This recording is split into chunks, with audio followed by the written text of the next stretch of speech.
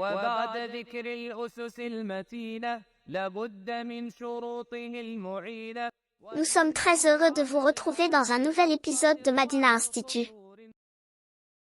Nous sommes dans le niveau 1 de la matière biographie. Nous avons vu dans le cours précédent la mort de l'oncle et de l'épouse du messager d'Allah, ainsi que le grand serment d'allégeance d'Al-Aqaba. À la suite de cela, le prophète, paix sur lui, autorisa les musulmans de la Mecque, Al-Muhajiroun, à émigrer vers Médine. Il d'y trouver le secours et l'aide des musulmans de Médine, Al-Ansar, dans l'espoir d'y pratiquer leur islam. Ils partirent donc vivre à Médine, abandonnant leurs biens. Il ne restait à la Mecque que le prophète, paix sur lui, attendant la révélation pour émigrer, ainsi que Abu Bakr, Ali, et quelques musulmans retenus par les associateurs. Ceux-ci avaient peur de s'en prendre ouvertement au prophète, à cause du pacte. Car maintenant les puissantes tribus des Khazraj et des Aws protégeaient le prophète, paix sur lui.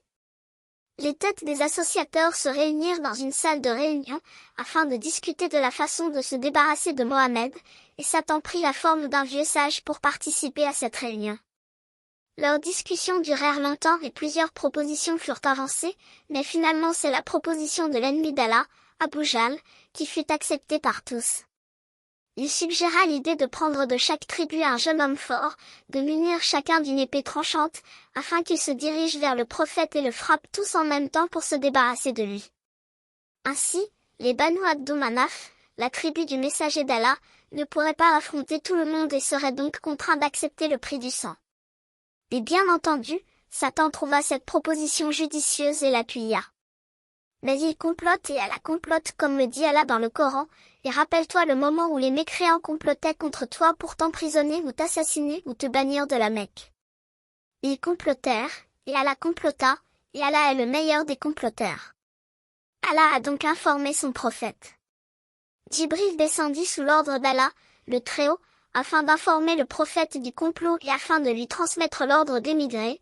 Ainsi, il bâtira son état qui dominera Quraysh. Il l'informa également de partir de nuit, et de ne pas dormir dans son lit habituel. Le prophète rejoignit Abu Bakr chez lui de jour, afin de régler les détails du voyage. La tête couverte, le messager d'Allah se tint masqué devant la porte. Abu Bakr dit, par Allah, le prophète n'est venu à cette heure inhabituelle que pour une raison précise. Alors, il entra à la maison et enjoignit à Abu Bakr de faire sortir ceux qui étaient chez lui. Abu Bakr dit, au messager d'Allah, c'est ta famille qui est là. Le prophète lui dit alors, on m'a permis d'émigrer. Abu Bakr dit alors, je t'accompagnerai au messager d'Allah. Il dit, oui. Abu Bakr dit alors, au messager d'Allah, prends une de mes deux montures-ci. Le prophète dit, je la prends contre un prix. Après avoir défini les étapes du voyage, le prophète rentra chez lui pour attendre la tombée de la nuit. Les idolâtres passèrent la journée à mettre en place leur plan maléfique, et ils choisirent 11 hommes qui se regroupèrent dans la nuit devant la porte du prophète. Le messager d'Allah quitta sa maison, et Ali prit place dans son lit. Le prophète le rassura en lui disant qu'aucun mal ne le toucherait. Le messager d'Allah sortit, sans que personne ne le voie. Allah leur voila les yeux, car il récita les versets, ou comme si nous avions placé une barrière devant eux, et une autre barrière derrière eux, les rendant aveugles à la vérité. Il se rendit ensuite chez Abu Bakr, et ensemble ils quittèrent la Mecque de nuit, en l'an 13 de la prophétie, et empruntèrent un chemin opposé à celui menant à Médine. Ils se dirigèrent vers la grotte de Thor, en direction du Yémen. Pendant ce temps-là, les Korachites, voyant la place du prophète occupée, ne se précipitèrent pas, ce qui permit au prophète et à son meilleur ami de s'éloigner. Ils parcoururent environ 8 kilomètres pour y arriver. Le chemin fut périlleux, pierreux et très difficile à escalader. Abu Bakr entra en premier dans la grotte afin de vérifier qu'il n'y ait pas de danger. Il y pénétra, la nettoya, et boucha tous les trous avec des morceaux de son vêtement qu'il déchira. Il restait 2 trous qu'il boucha avec ses pieds. Puis le prophète entra et posa sa tête sur les genoux d'Abu Bakr et s'endormit.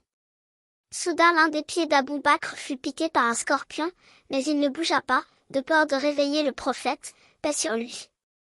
Cependant, il éprouva une douleur tellement importante que ses larmes se mirent à couler, jusqu'à tomber sur le visage du prophète qui se réveilla, et mit de sa salive sur le pied d'Abou Bakr, et la douleur disparut. Pendant ce temps-là, les 11 jeunes hommes postés devant chez le prophète, s'aperçurent qu'il s'agissait de Ali dans le lit du messager d'Allah. N'ayant obtenu aucun renseignement de sa part, ils se mirent à surveiller chaque piste partant de la Mecque, en y postant des hommes armés, et proposèrent une prime de 100 chameaux, à qui ramènerait l'un des deux morts ou vifs. Mais Allah les protégeait. Abdallah, le fils d'Abou Bakr, était un jeune homme clairvoyant et intelligent. Il passait la nuit auprès du prophète et de son père, et partait à la fin de la nuit à la Mecque afin de rester la matinée auprès des Korachites, pour surveiller leurs agissements et manigances. L'esclave affranchi d'Abou Bakr laissait paître ses moutons de façon à les approvisionner en lait la nuit, les quittant à l'aube et effaçant les traces de pas du fils d'Abou Bakr. Les Korachites parvinrent quand même à atteindre la grotte. Et à ce moment-là, Abou Bakr dit au prophète, ô envoyé d'Allah, si l'un d'entre eux regardait ses pieds, il nous verrait. Le prophète dit alors, ne t'attriste pas, certes Allah est avec nous. Que penses-tu, ô Abou Bakr de deux, dont Allah est le troisième? Les assassins s'en allèrent sans les apercevoir, car Allah puissant et exalté soit-il, était avec eux en les préservant et les protégeant. Comme Allah dit dans le Coran, certes Allah est avec ceux qui le craignent et ceux qui sont bienfaisants. Puis lorsque les recherches se calmèrent un peu, ils sortirent de la grotte après 3 nuits, en direction de Médine, en empruntant la route côtière. Le messager d'Allah sortit donc de la Mecque. Première contrée de la révélation, et terre la plus aimée auprès d'Allah et de son messager, immigrant avec la permission de son Seigneur après y avoir résidé toute sa vie. Et 13 années en transmettant le message d'Allah, appelant à Allah avec clairvoyance. Sans y avoir trouvé de la part de la majorité de Quraysh, et de ces notables que le rejet et le détournement à son appel, ainsi que le préjudice envers lui, que le salut et la paix soient sur lui, et ceux qui avaient cru en lui. Au point qu'ils avaient exécuté un plan perfide, et traître pour tuer le prophète. Ainsi s'achève ce cours, nous demandons à Allah, le Très-Haut, de nous permettre de suivre le messager d'Allah, de la meilleure des manières.